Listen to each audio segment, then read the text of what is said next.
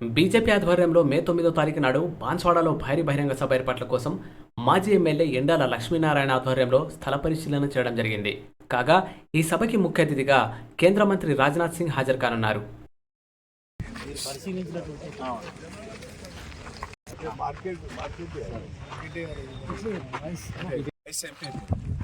పోతంగల్ మండల్ గంగాధర్ పటేల్ మరియు మా assembly convener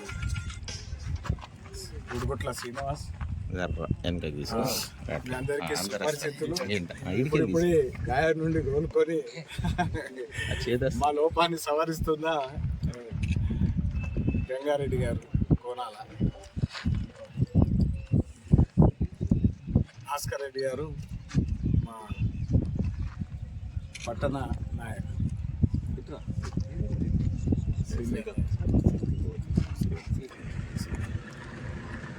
9వ తేదీ లక్ష్మీనారాయణ గారు, కిసాన్ మోర్చా అధ్యక్షులు జిల్లా లక్ష్మారెడ్డి గారు, యూపీ చరణ్ రెడ్డి, సాయి రెడ్డి, సంజీవ్ రెడ్డి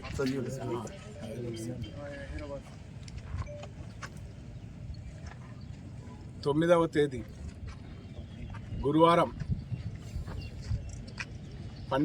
మధ్యాహ్నం 12:30 గంటలకు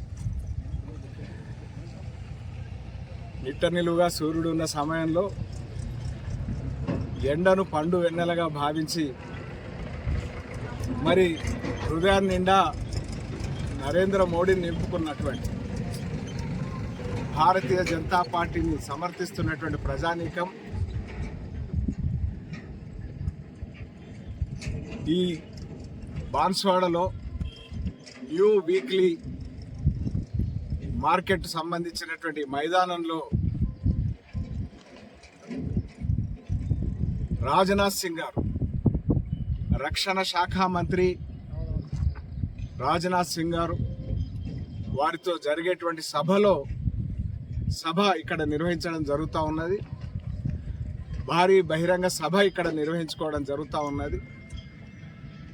ఈ సభకు పెద్ద ఎత్తున తరలి రావాల్సిందిగా మరి ఈ ప్రాంత బాన్స్వాడ మరియు జూకల్,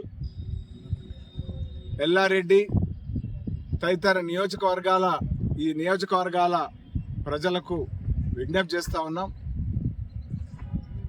మరి ఈ సభను విజయవంతం చేసి దేశం కోసం మోడీ కోసం మనమని ఇంటింటికి తిరుగుతున్నటువంటి సందర్భంలో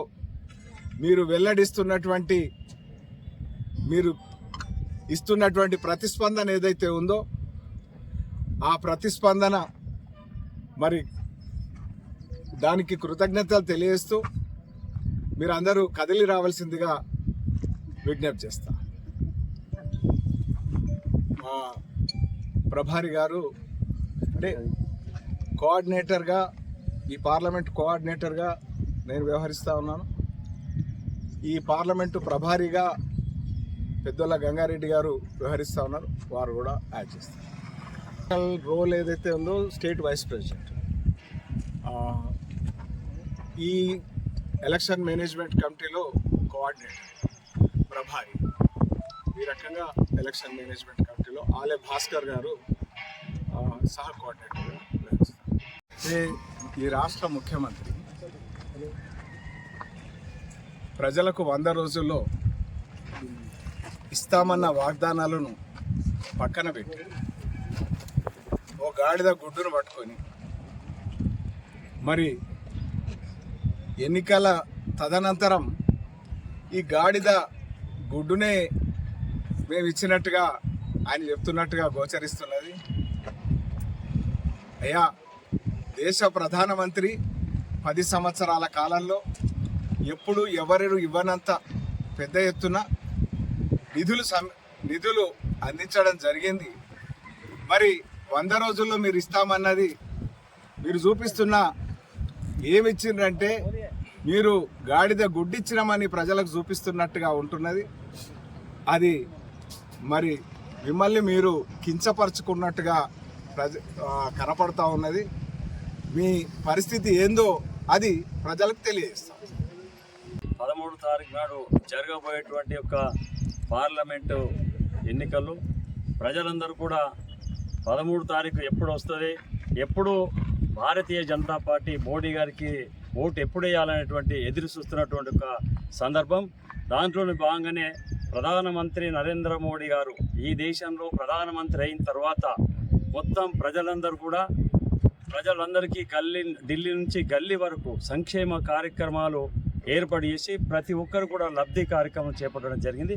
ఆ స్కీమ్లో ప్రతి ఒక్కరు కూడా లాభం పొందారు.